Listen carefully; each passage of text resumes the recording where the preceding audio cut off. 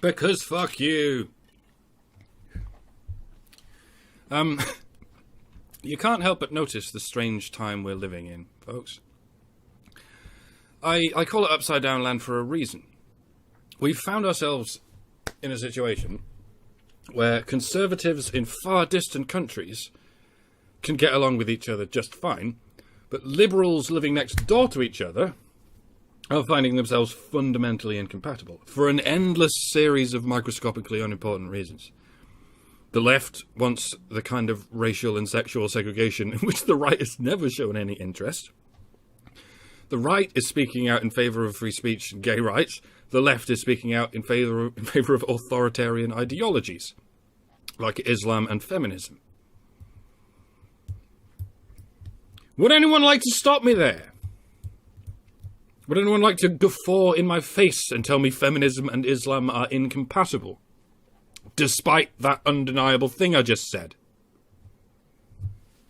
Many conservatives and indeed classical liberals will say feminism is ridiculous because it shouts misogyny and rape culture at problems and never looks at the situation for men.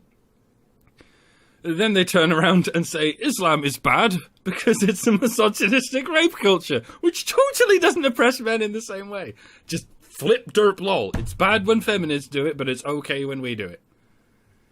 And of course the other side of the so-called liberal coin, well, many people are saying we need feminism because of the way women are treated in the Islamic world. But then when Islam invades their country, they'll say it's a religion of peace and you're racist for defying it. All roads lead to double standard. And somehow we can only account this to some kind of madness that is pure caprice with no common element. Well, I'm interested in finding the common element.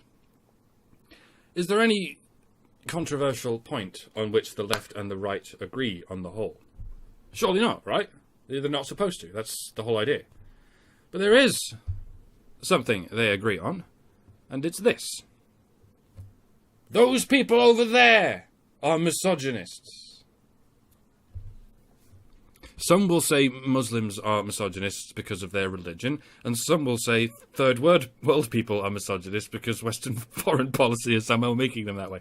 But no matter which side you support, which party line you toe, be you liberal, conservative, Christian, Muslim, or even atheist, you will get the applause you're looking for if you can just say, women are mistreated by those people over there. Let us rally against those people. And then when someone responds to you with, but men are mistreated as well, you just go, lol, what the fuck, GTFO, you're showing your bias. Stop, what about the mensing, la la la, I'm not listening. I have difficulty figuring out just what the left is wrong about and just what the right is wrong about, but what if there's something they're both wrong about? And what if it's that? And what if the wrongest thing you could possibly say is feminism and Islam are incompatible? You're aware that at this point Twitter is in the pocket of Saudi Arabia, right?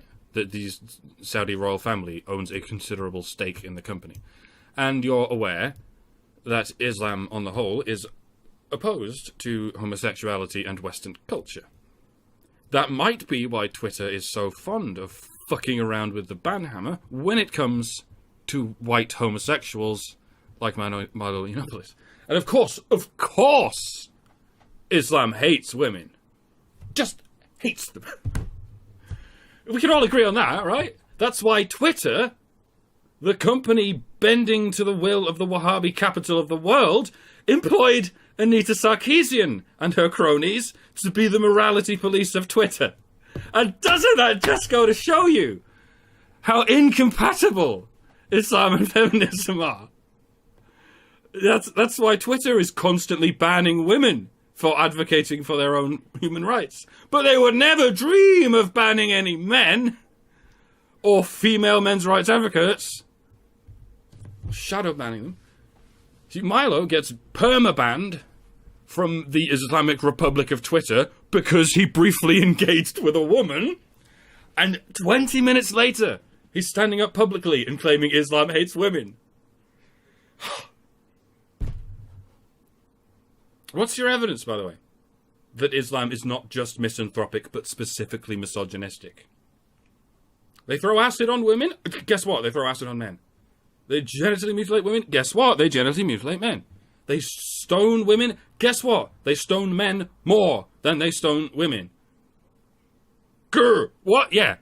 Any punishment they have for women is at least twofold for men. Women are legally considered half a man? Yes. And what does that mean, practically speaking? It means men get punished at least twice as harshly as women for the same crimes. Just like over here. But Muslimogeny!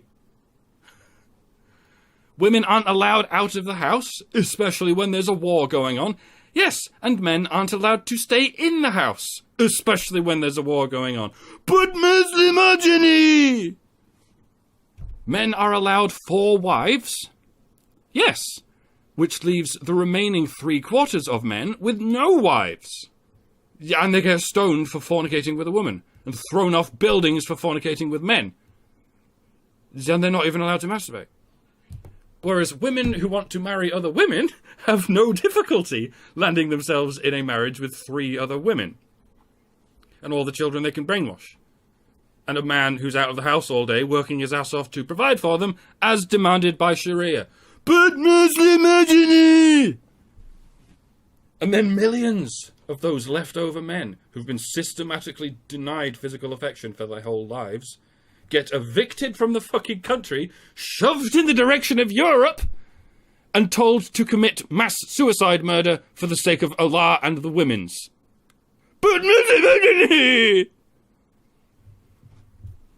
women and girls get raped by men, and it's not legally considered rape unless XYZ? Yes. And men and boys can get raped by women, and it's not considered rape under any circumstances whatsoever. Just like over here.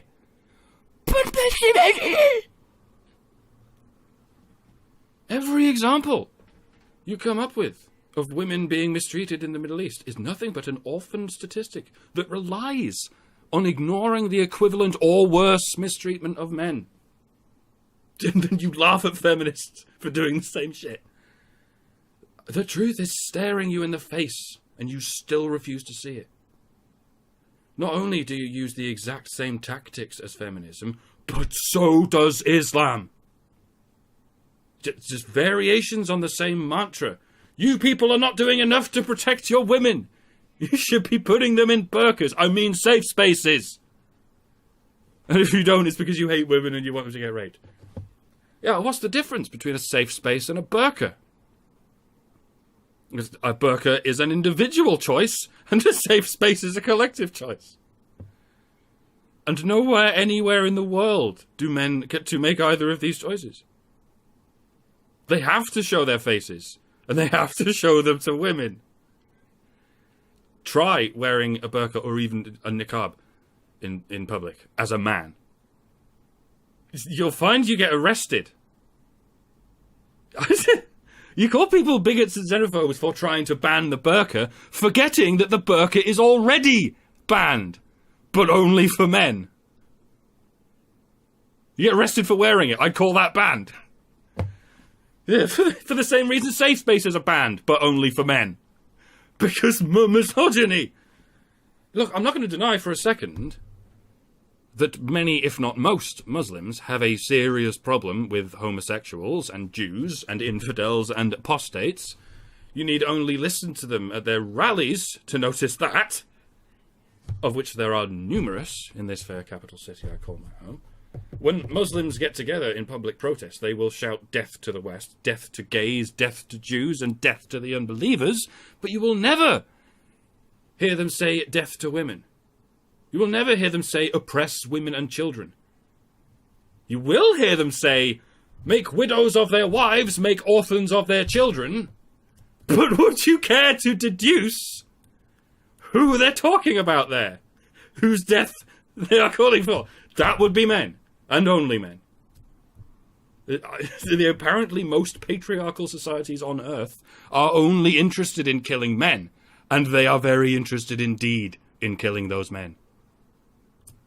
If this is the result of treating women as second-class citizens, then I don't want to be a first-class citizen. Yeah, at this point in my argument, it's quite likely that half of you will be calling me an Islam apologist, and the other half will be calling me an Islamophobe. Funny how that works, but that's how it works. Because whether you're left, right, authoritarian, or even libertarian, the correct answer is women have it worse. Somewhere in the world, somewhere in history, women must surely have it worse, therefore women have it worse. And we have to change that bad system to our chosen system so that women will have it better. If you get the wrong answer, you are Islam buzzword bad person. Or just buzzword bad buzzword. So, I have a challenge for you all. See if you can criticize Islam without playing the woman card. See if you can criticize anyone without playing the woman card. And that goes for Muslims too. See if you can criticize the West without including some bullshit line about how the West mistreats women. See if any of you can criticize any country or people or regime without buttressing it with the women's. At least one of you has got to be wrong. It is very possible that you're all wrong. None of you get to legitimately play the woman card, because when you get past the propaganda and the lies and the hysteria, you all, in reality, take your shit out on men way more than you take it out on women. You can take what I'm doing here and call it the man card if you like. You could laugh out loud at the very concept of a man card. But if that's what it takes to dispel the woman card, then that's what I'm playing. I'll play it until you snap out of it. Because the woman card is the most dangerous narrative artifact of all time. All wartime propaganda, since history began and probably before, has had the rallying cry of save the women as the centerpiece of its hate-mongering. So it's no surprise that it's the one thing you're all extremely reluctant to discard. Yeah, and I mean extremely.